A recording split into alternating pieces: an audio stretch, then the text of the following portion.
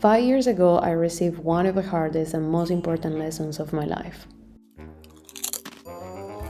I was sitting alone in McDonald's, eating cold fries and a Coke, because that's all I could afford. I had 20 euros left on my card, a broken heart, in a country that wasn't mine. We gaan zo sluiten. With no plan, with no hope. How did I get here? 6 months before, I was in a toxic love story, the kind you keep returning to because you don't know yet how to choose yourself. And when it ended with betrayal, with lies, with no apologies. That day in McDonald's, it felt like life was falling apart, while I was getting buried too. I remember thinking about ending my life, wondering if there was any reason left to stay on this planet. And then a song came on.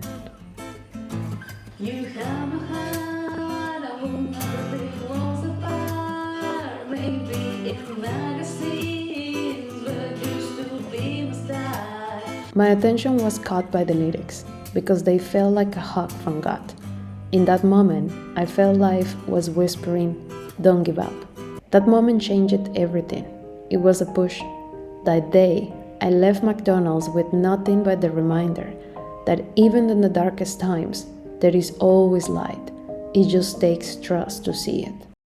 Now it's 2025. I'm not broke anymore. I have a home, a child, and I live in Amsterdam. I have the life I once dreamed about, and yet the act returns. Sometimes I wonder why I'm still trying. Why does life still feel so heavy? Why do I still feel like an outsider, like an alien here? Most of the days I feel tired of trying to prove my value, trying to belong to a world that doesn't feel like mine. Because everything that I try doesn't fit the standards, the rules. And the thought comes back, maybe it's time to stop.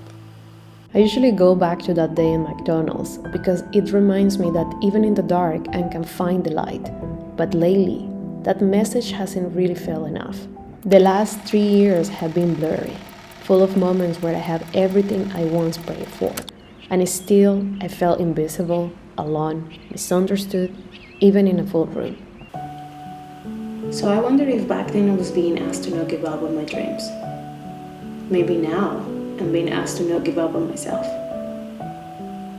Maybe resilience is not about building straight, but it's about choosing myself again and again, even when I cannot keep up with the world's rhythm.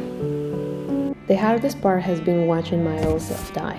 The version of me who wanted to please to belong. The version of me who believed love was begging to be chosen. In her place, a new self was born.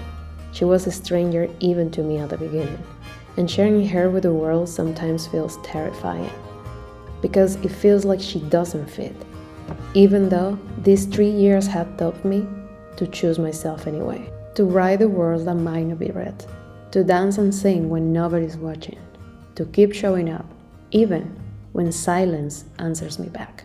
Hard? Yes. But I have built resilience by taking action without applause or recognition. Because at the end of the year, if there is something that I have learned through these years, is that I'm refusing to let my soul grow quiet. Maybe the world isn't meant to fully understand us. Maybe it isn't meant to. But I think that what it really matters is that we don't give up on ourselves. That we keep choosing our path, our process, our voice. Because every time that we do, we become the light that we were searching for. There is a moment in this path where the message, the hook, doesn't come out in signs, but as an internal yes. That means we are on the right path. That's why it's so important we learn to hear that subtle voice and stick to it no matter what.